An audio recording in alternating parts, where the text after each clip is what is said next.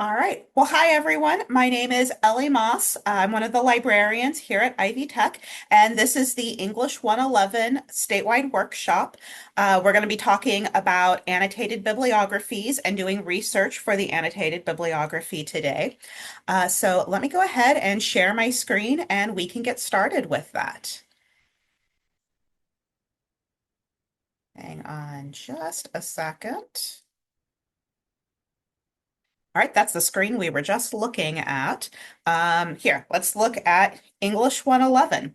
So our plan for today is to talk about annotated bibliographies first. We'll define what an annotated bibliography is.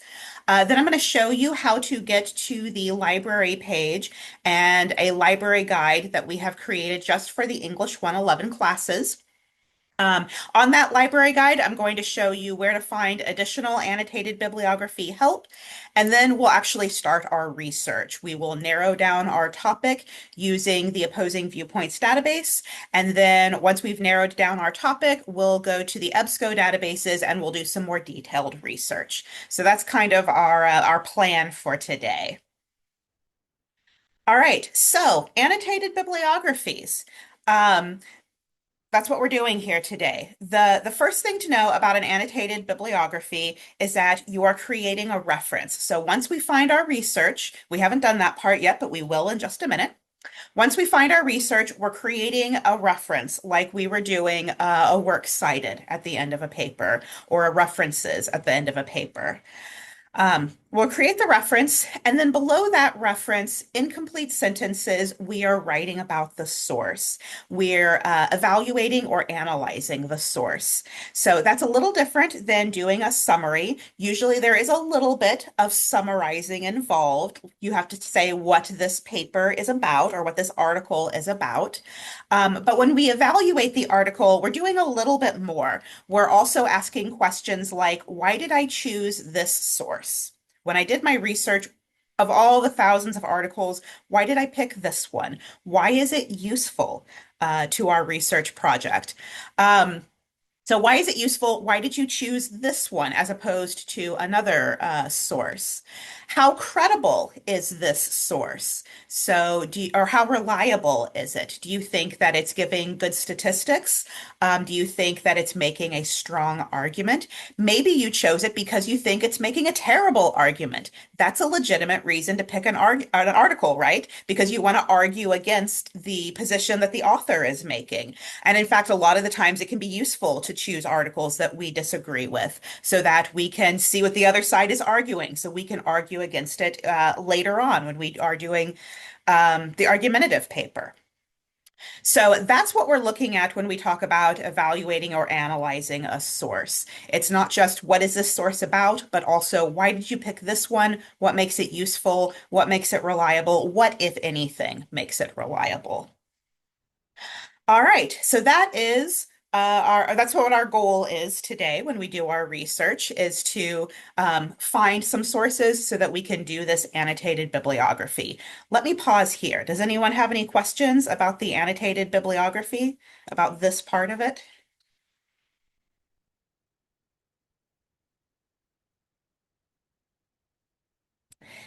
There are no questions. This is a small enough group today that I think if you have questions, you can unmute yourself and ask them. You can also put them into the chat. I do have that open and I'm keeping half an eye on it. Um, okay, so we talked about annotated bibliographies. Let's go find the library page. And I'm going to start in Ivy Learn. I like to start in Ivy Learn because I figure you're all there for your classes anyways. And no matter what class you are in Ivy Learn, you can find the library page. In Ivy Learn, in the green navigation panel over on the left-hand side, there are all these buttons, and the very last one says resources. I kind of have a zoom button over it on my screen. Hopefully that doesn't display on your screen, but it says resources. It's a question mark inside of a circle. If we click on that button, it pulls up lots of useful resources. Um, I'm going to scroll through them here. I always like to at least take a second to talk about the campus tutoring services. At my campus, tutoring is located inside the library, and that is true at a lot of the campuses, not all of them, but a lot of them. So after you write your annotated bibliography, if you want to have someone take a look at that, your local campus tutoring is a great place to do that. But what we're actually here to talk about is the library services. So towards the bottom of your list of links in the resources button, you'll see a link to the Ivy Tech Library Services page. I'm going to go ahead and click on that. So this is the library page. This is the statewide library page. We do have local library pages as well. On the right side of the screen, if you see the button that says Campus Library Websites, if you click on that, it will give you an alphabetized list of all of the campuses and a map over here on the right. I encourage you to take a look at your local campus and see what they're up to. But for today, we'll be sticking with the statewide library guide, or sorry, the statewide library page. So on this page, the statewide library page, the first thing you'll see is this Discover box. The Discover box is useful. It searches everything. It searches almost everything. It searches almost all of the statewide databases. It searches the book catalog. It's searching all of this stuff and bringing it all back into one place, which is sometimes great when you don't know where to get started. And sometimes it's terrible, especially if you have requirements for your class like we do in this class. A lot of the English 111 classes only let the students use certain databases. Um, so for those instances where you have an assignment where you're looking for something really specific, if we scroll right below the Discover box, there are three green boxes and the middle one says Library Guides. The library guides are where we talk to your instructors and we find out what the requirements are for any given class or assignment, and then we put the resources for that class in one place. So instead of looking at everything in Discover, you can look at just the things for your class. So we're trying to make it a little bit easier. I'm going to go ahead and click on Library Guides. The way the statewide library guides are organized is that we have general guides that might apply to any class. We have subject guides that might apply to any class in a certain subject area. And then we have course guides, which are for individual classes. And we have a course guide for English 111. This one was created specifically for the Ivy Online version of the English 111 class. So if you're in the Ivy Online version of the class, you may have seen this already, possibly this week, hopefully this week.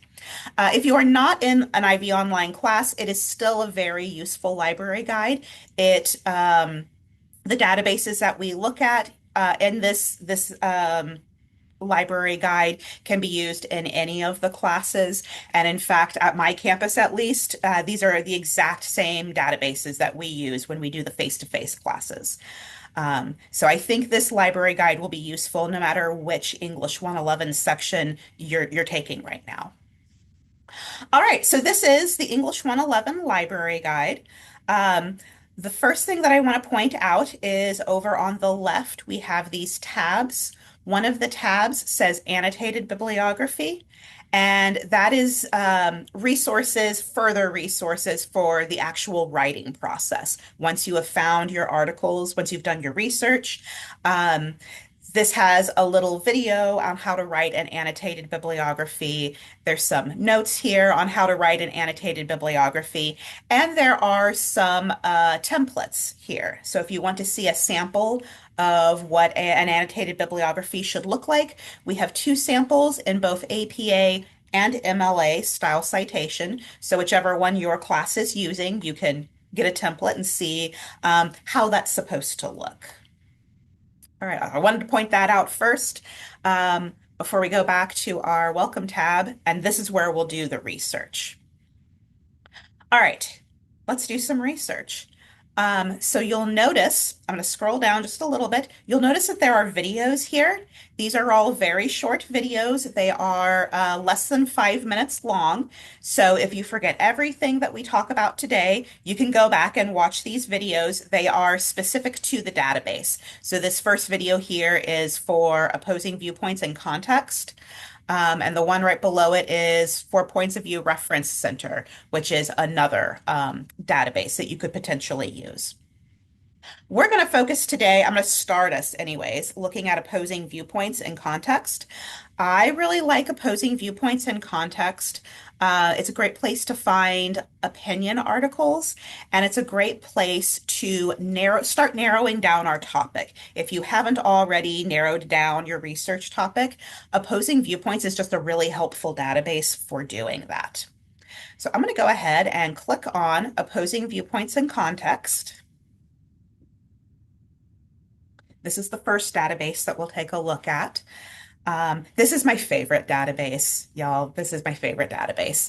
I like it because it used to be a printed book series, and I used to take the physical books to physical face-to-face classes and hand them out around the classroom, and we'd look through them. It would have opinion pieces.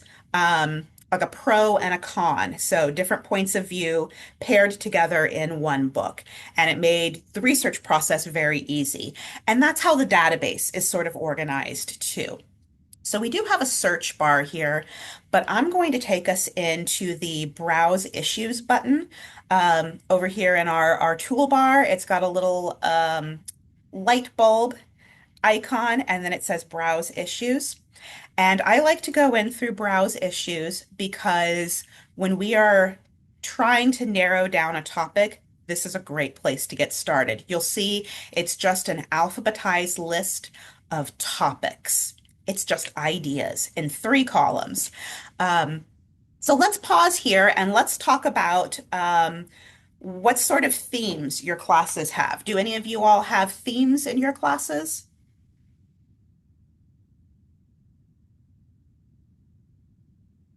I've heard other classes doing themes like food policies, things related to food policies. How has technology changed us? Okay, I see some things in the chat. What makes a good job? Why read? How can we bridge the differences that divide us? Yeah, so we have a lot of different themes going on today. Oh, why care about the planet? Um, why technology is bad. Ah, that's interesting. And then somebody saying that they have an argument draft due. Yeah, this website is also very useful for coming up with a topic for the argumentative paper. Um, okay, and some people are choosing their own themes. The benefits of cognitive bias. Oh, that's interesting. Okay. So I wanted to use the example of I had some classes that were doing how technology changes us, which might be similar to why technology is bad, but maybe not exactly the same thing. Um, so let's look at some of these topics. I said they were in alphabetical order, and it's just a long list in 3 columns of potential topics. And I like to start here because sometimes when we have really broad themes and we're not sure what direction to take it in, sometimes it's just good to see some ideas. Um, so if I'm doing technology, I see lots of things that could potentially apply, right? I see e-waste on the screen in front of me. If I keep scrolling through here, there were things about social media, fake news on social media. Um, I thought I was going to take a look at artificial intelligence, just because that's been in the news a lot, and it's starting to affect every area of our life. Some of the other topics, just to bring it back to some of the ideas that you all put into the chat. Why read? We have lots of things in here on education and literacy and bilingual literacy. Um, how can we bridge the differences that divide us? There are lots of political related topics here. Those are a lot of the differences that divide us. A lot of the classes I've seen have gone in very political directions, and there's lots of topics in here that might apply to that. So I encourage you to take a look at this. If you haven't already narrowed down your topic, maybe you have, in which case you can use the search bar. But I like this for just getting ideas, gathering ideas.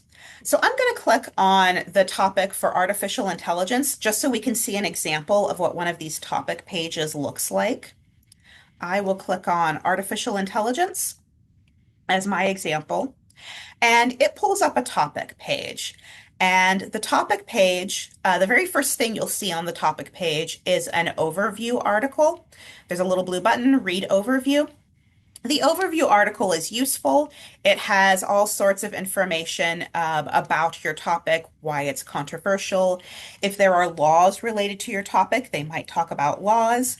If there's, I don't know, recent developments related to your topic, it might talk about that.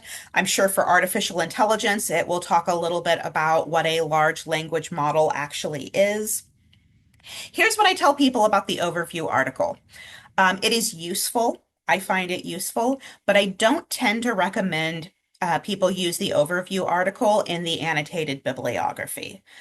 Just because the annotated bibliography, you're looking for an argument that you can evaluate and analyze, and the overview is really just sort of like an encyclopedia entry about the topic.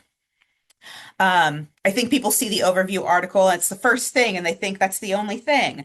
But if we scroll down, you'll actually see lots of articles, and they're sort of organized by the kind of writing. They're organized in these boxes. The first one I see is titled Featured Viewpoints. Viewpoints is what Opposing Viewpoints database calls opinion pieces. So we have featured viewpoints, we have academic journals, and they're in these boxes, right? Viewpoints. So usually there's both viewpoints and featured viewpoints. They're all opinion pieces. It's just some of them got pulled out and put at the top to be featured. But it's telling us what kind of writing we're looking at, right? So if I scroll through here, there might be infographics, there might be statistics or newspapers or videos or podcasts. They have a lot of different kinds of media in this database. And today I am mostly going to focus on the viewpoint articles. So I'm going to go ahead and click on viewpoints. You'll notice that in the box there are 3 articles, but if I click on the header for viewpoints, it says there's actually 67 viewpoint articles on this topic. So they only show you 3, but there's lots here. All right, I'm going to click on viewpoints. I like to start with viewpoints because we're trying to narrow down our topic. My topic was how technology changes us. That's really broad. And even if we want to focus on artificial intelligence, that's really broad. Like, what aspect of artificial intelligence do we want to talk about? Are we talking about mental health? Are we talking about, I don't know, education? Like, are we talking about copyright law? There's a lot of directions we could take this, right? And so what I find useful about the viewpoint articles is that it's just a list of opinions, right? And it can help us think of ways that we might narrow this down even more. What aspect of artificial intelligence do we want to focus on? So I'm scrolling through and I see AI friends are a big joke. Artificial intelligence may transform the labor market, but won't destroy it. Um, how artificial intelligence controls your health insurance coverage. So it's going in a lot of different directions. Maybe I wouldn't have thought of that one. AI is being used to approve health insurance claims. That is interesting. That's a direction I might not have thought of on my own about artificial intelligence. Something about labor inequality. Um, regulating AI for the sake of our jobs, brains, and the planet. All right, I'm going to click on one of these so we can see an example of one of these viewpoint articles. Let's do, um, Let's try this one. Artificial intelligence may transform the labor market, but won't destroy it. Okay, so this is a viewpoint article, so it's an opinion piece, right? The author has an opinion, and part of what we're doing is evaluating the author's opinion and what evidence they use to support it, right? So I clicked on the title, and the first thing that we'll see is citation information, right? We have our author, the date, where it was published. This is information we'll come back to when we create our reference. I'm going to scroll down a little bit, and we have this blue article commentary box. These are just on the viewpoint articles. And if we scroll below that, you'll see the actual full text of the article starts. I want to take a minute to talk about this blue article commentary box because I find it so helpful for the annotated bibliography. What the article commentary is doing, it's kind of holding your hand through the process of evaluating the author's argument. So it's doing a few things. The first thing it will do is tell you who wrote the article and some information about who wrote the article. So what makes this person credible? What makes them not credible? It's giving you their information, like who is this person? What is their expertise? Why were they the one writing this article? So mine says, and it may be a little small on the screen, so I'll read it. It says, Rich Lowry is an editor-in-chief of National Review, a conservative news and commentary publication based in New York City. So we have some information about his background that we could potentially use when we analyze the article. In the following viewpoint, Lowry argues advances in AI are unlikely to cause widespread job losses, particularly in the near term. I'll skip over some of this. It's his arguments. It's a brief summary of his arguments. And then what I find really useful in the article commentary, the very last thing in the article commentary is going to be questions, 3 questions to help you think through the arguments or the evidence that the author is presenting. So this is the part where it's kind of holding your hand through the evaluation or analysis process. It asks questions like, what evidence does the author present to support the assertion that technology-related disruptions in white-collar fields have been commonplace for decades? So what evidence does he present? If you can answer that question, if you can identify what the evidence is, that's not going to write the annotated bibliography for you, but it's getting you started. It's sending you in the right direction. Do you agree with the contention that predictions of widespread job losses due to advances in AI technology are needlessly alarmist? Why or why not? So it's not leading you to agree or disagree with the author, but it is walking you through the process of thinking about the evidence and the arguments that are made. All right. So we found an article in Opposing Viewpoints. We used the browse topics to look at an alphabetized list of topics, and we used the viewpoint articles to try and narrow it down even more. In the upper right corner, once we find an article, if we find something that we think looks useful, we want to be able to do 2 things. And the first is we want to be able to find it again in the future, right? Like after our workshop today is over, we want to be able to find the article again. And so in this toolbar in the upper right corner, there's a couple of tools. The first one I want to show you is the Send To tool. It's a little icon picture of a paper airplane because you're going to send the article to yourself. If I click on Send To, it gives us a handful of options. There's an email option. So I can click email and email the article to myself. This is probably the easiest option. I recommend that anytime you find an article that you think might be useful for your research project, go ahead and email it to yourself. It's easy to think, yeah, I'll be able to find that tomorrow when I sit down to do my homework again. But, inevitably, you're using a different search phrase or you're looking in a slightly different place and you can't find the article again. Go ahead and email it to yourself so you don't lose it. So there's an email option. There is also a Google Drive option. If you all don't know, everyone at Ivy Tech has access to a student Google Drive. It's connected to your Ivy Tech email address. If you go into My Ivy, there's a Google Drive option, usually on that first page. Google Drive is really useful for writing your papers and then saving them to the cloud. If anything happens to your computer, it's all backed up.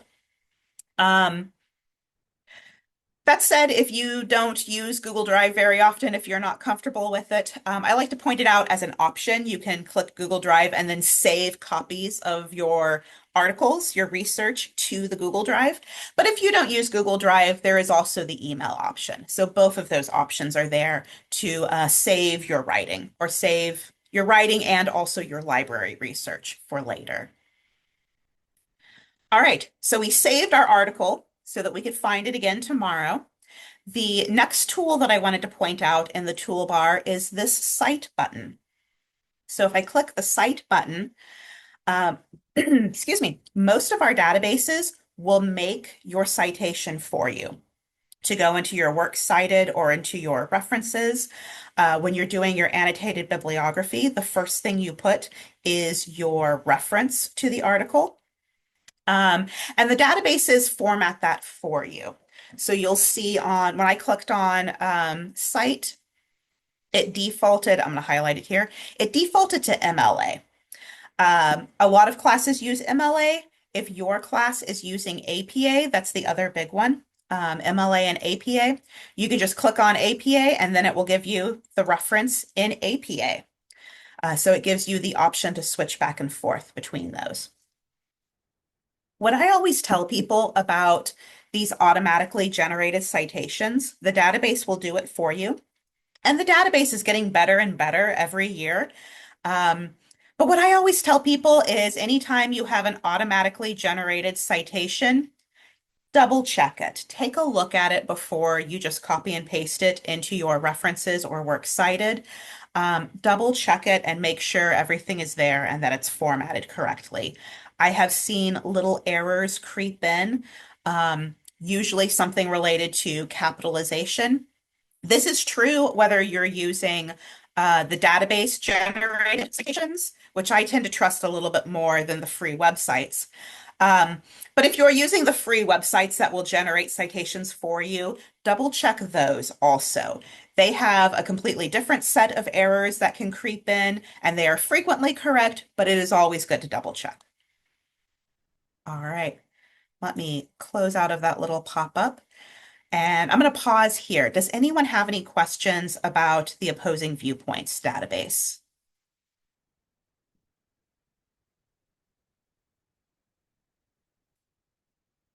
You can unmute yourself or put it in the chat. If it takes you time to think of a question or type the question, I am keeping half an eye on it. So if you think of a question later, I'll check back again in a few minutes. All right, so we were just looking at Opposing Viewpoints database. Let me click the back button. Let me scroll back up to the top. We used the Browse Issues button to browse an alphabetized list of topics. If you already know exactly what you want to write about, some people do, there is a search bar. It is in the upper left corner of every page in Opposing Viewpoints. So you can also search here and it will bring up a list of results that are formatted very similar to this, where they're grouped together in boxes and it tells you what kind of writing you're looking at. Are you looking at opinion pieces? Are you looking at academic journals? It'll identify and tell you what kind of writing this is. All right, I'm going to go back to our library guide. So we used Opposing Viewpoints to narrow down our topic and try and find something to focus on. I think I'm going to be interested in artificial intelligence and jobs and the labor market, since we had that article that we looked at about AI. That author was arguing that AI would not impact jobs. I'm not sure I agree with that, but let's do some more research. So the first two databases on this page are both really good for opinion pieces, Opposing Viewpoints and Points of View Reference Center. Really good for opinion pieces and for narrowing down your topic. In the right-hand column, we have two additional databases, ProQuest and the EBSCO databases. Um, Both of these databases are really good for more detailed research. So let's take a look at EBSCOhost. Some of your teachers may have called this Academic Search Premier. EBSCO is the company that publishes Academic Search Complete. Sorry, they may have called it Academic Search Complete. EBSCO is the company that publishes it, so they are effectively the same database. Before we do a search, I do want to point out right here, I'm going to highlight it. Right above our search bar, it says Academic Search Complete. So EBSCO, this company, publishes lots of databases, and we have lots of them. If I click on Academic Search Complete right here, it will give us a list of all of the EBSCO databases that we have. It's in the neighborhood of 70. We have a lot of them. And it gives us the option to click Select All. So if we wanted to search all of these databases, we could do that. I'm going to click Select All and hit Select, and I'm going to search all of the EBSCO databases all at once. That pulled back, it looks like 71 databases. If you look at that and you're like, no, 71 is too many databases, you don't have to do that. You can stick with Academic Search Complete. It is a good all-around database, so you're never wrong to use Academic Search Complete. But let's see what happens if we search all of these databases. I'm going to go in and I'm going to search artificial intelligence, since that's the example that we were looking at. Artificial intelligence.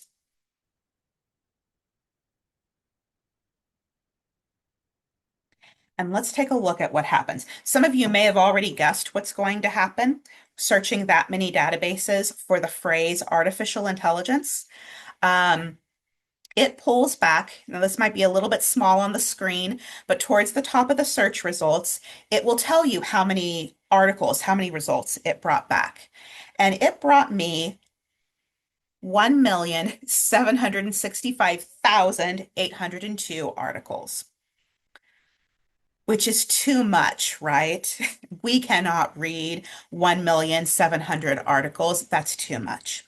So we might want to narrow this down a little bit more. This is part of why it's so important to narrow down your search before you get started, is because when you don't, sometimes you get 1 million results.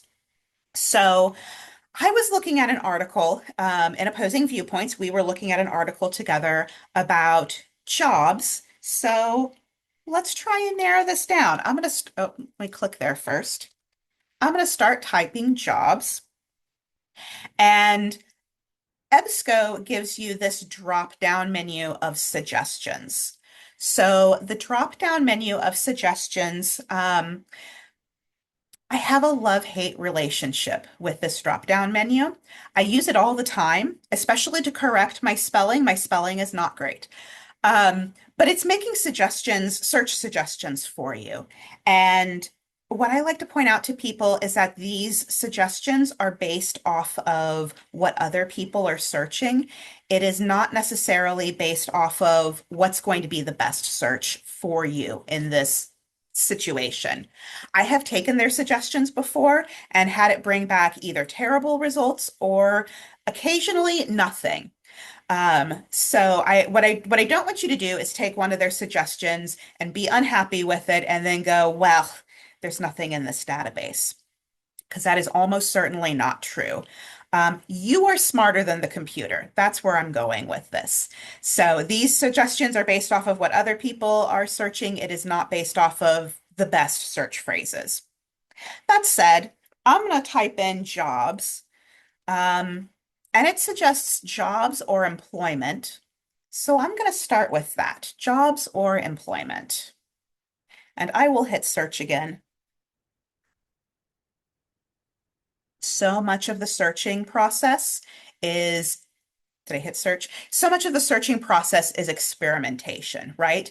We try a search phrase, it works, it kind of works. We have to try another search phrase.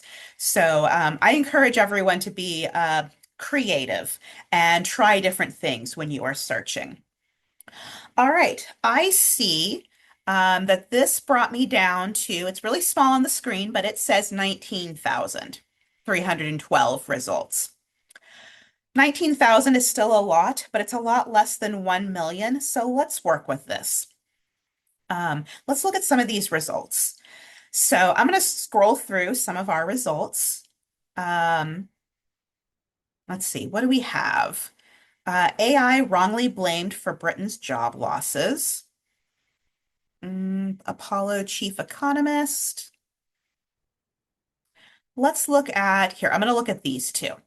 Um, Okay, so this first article that I have up on my screen, Gen Z's hiring hell is real. 1 in 3 employers admit they're replacing entry-level roles with AI, and tech manufacturing jobs are most at risk. So this article, even before we click on it, there's a couple of things that I want you to notice about it. And one is that right above the title, I'm trying to highlight it on the screen, right above the title, it says periodical. So EBSCO databases, Academic Search Complete, tells us what kind of writing we're looking at, just like Opposing Viewpoints did. Opposing Viewpoints like to put them in boxes, group them together. EBSCO doesn't do that. EBSCO just puts a little label on it. So this one's a periodical. Periodical is a fancy word for magazine. This is a magazine article. Right below it, I see something that says peer-reviewed. So the next article says peer-reviewed, journal article, academic journal. And we saw academic journals in Opposing Viewpoints too. So I wanted to pause here. What does peer-reviewed mean? Does anyone, have you all heard this phrase before, peer-reviewed? I'm keeping an eye on the chat. We're just being a quiet class today. That's okay. So peer reviewed, you may have heard, oh, okay, another student or peer has reviewed it. It's been reviewed by peers. Yes. So yeah, we do peer revision in class, right? We, especially in writing classes, we write a paper, we trade it with another student in class. In online classes, sometimes we do this on a discussion board, but it's the same thing, right? We trade papers, we comment on the papers, and we all grow as writers. Well, peer-reviewed articles in a database are kind of like that, but at the professional level. Um, yes, someone says talks about a journal committee in the chat. Yes, so a peer-reviewed article is in a peer-reviewed journal. There is a committee of experts. So the peers in this case are going to be other experts in the field. Frequently, these experts work in university environments. With PhDs, maybe not always in universities, but they're always working professionally, studying this thing in an academic way. And so these experts in the field read the articles before it goes to publication, and they are actively looking for problems with the article before it goes to publication. Frequently, peer-reviewed articles they aren't always science, like you can have peer-reviewed papers in other subject areas, but they are frequently scientific. And so they're looking at things like, did you follow the scientific process? Are there problems with how you analyzed your data? So the articles they're looking at are written by experts in the field, and then the committee is a committee of experts reviewing it before it goes to publication. It's a very rigorous process. Some of the English 111 classes may require you to have a peer-reviewed article. I think most of the Ivy Online classes, don't quote me on this, most of the Ivy Online classes do not require it, but I like to point it out because this comes up in other classes. So you may be in classes in the future that require you to use a peer-reviewed article.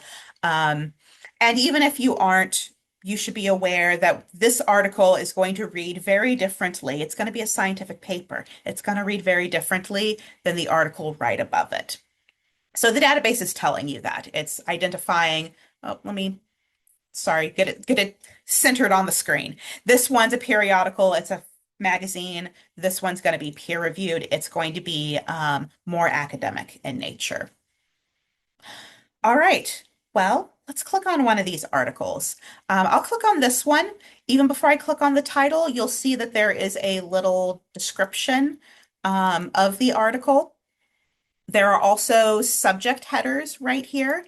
These subject headers are kind of like hashtags on social media. If you've ever been on Instagram or Twitter X or one of those other social media platforms where you can post things and then hashtag something something.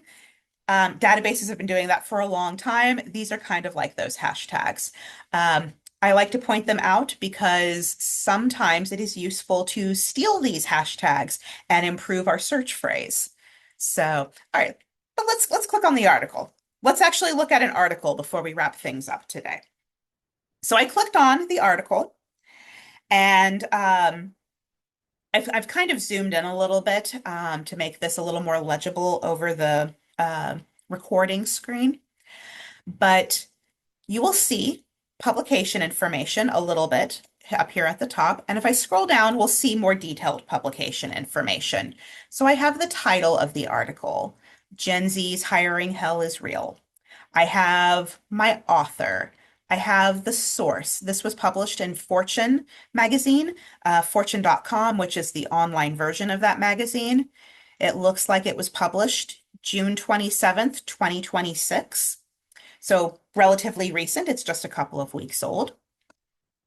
And then if I scroll down a little bit, there is an abstract. The abstract is a summary of the article. It's very useful when we're doing research so we can decide if this is something we might be interested in reading. But we do need to read more than just the abstract. So to do that, we'll scroll up to the top, and there should be a button that says something about access. This one says Access Now Online Full Text. You may also see examples that say Access Now PDF. So the articles may be in HTML formatting or they may be in PDF formatting. Sometimes you get both, sometimes only one. I'm going to click on this one so we can see what this article looks like. There is our article. If I scroll down a little bit, we can see the full text of the article. And then, just like Opposing Viewpoints database, there is a toolbar in the upper right corner. Almost all of our databases have some variation on this toolbar, so I try to point it out whenever it is there. But just like Opposing Viewpoints, once we find an article, if we think it is useful, the first thing we want to do is save it so we can find it again in the future, especially in the EBSCO databases. They are so big. When we did our first search, we found over 1 million results. It's easy to lose an article. So the button in the toolbar that looks like an arrow pointing over to the right, if I hover over it, it says share. If I click that button, I can share this article with myself. So just like Opposing Viewpoints, it has an email option. I can type in my email address there and send a copy of the article to myself. There is also under Share a Google Drive option.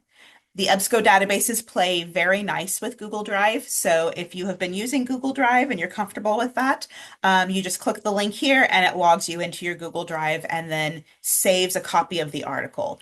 I think it makes a little folder titled EBSCO and puts all of your research in there. Either way, we want to find one of these ways to save our article for the future. So we shared the article to ourselves. Just like Opposing Viewpoints database, the EBSCO database will also make a citation. So there is a cite button. If I hover over it, it says cite. It looks like giant quotation marks. So if I click on that cite button, it will pull up. This database defaults to APA. So there is my APA style citation. If you are using a different citation style, there's a little drop-down menu here. APA is common, MLA is the other common one. So I could change it to MLA if you're using that in your class. You may notice that there are a bunch of other citation styles in the EBSCO database from all around the world. We have Brazilian national standards and Harvard Australian and Vancouver, all of these citation styles from all around the world. EBSCO is an international database. So most of our classes here use either MLA or APA. All right. And then those are the two important ones, the most important buttons in the toolbar that I wanted to point out. But since we have just a minute, I do want to point out a couple of additional options in the EBSCO database. One of them is a listen button. It looks like little headphones. If you click on this, it will read the article to you. There is also a translate option. It looks like a little globe, sort of. And the translate option will translate the article into another language. So if you find an article in a language that you don't read or don't read very well, the EBSCO databases have articles written in languages from all across the world. So you may want to use that translate option to translate it. It's about Google Translate quality, so I wouldn't say it's a perfect translation, but it's serviceable. All right, let me pause here. Does anyone have any questions about the EBSCO databases?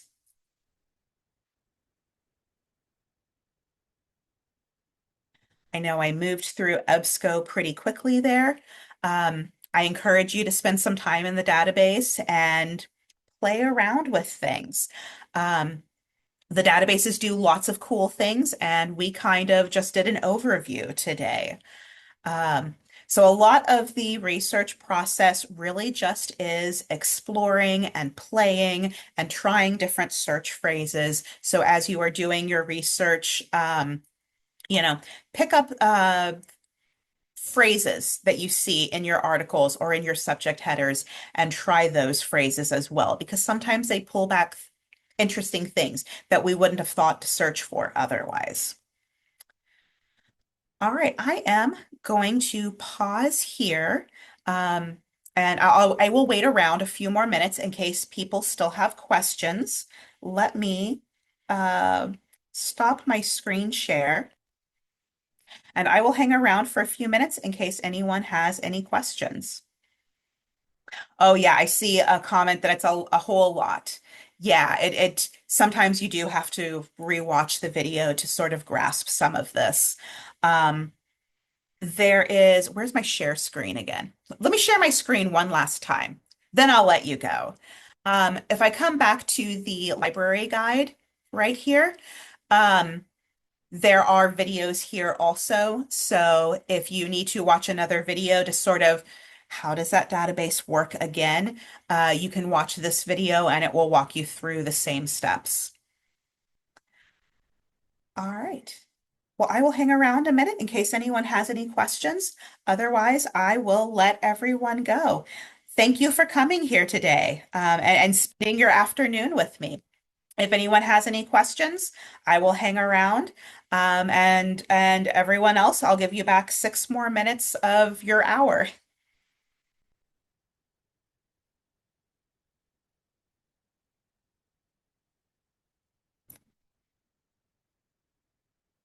All right. I'll go ahead and turn off the recording. Thanks, everyone.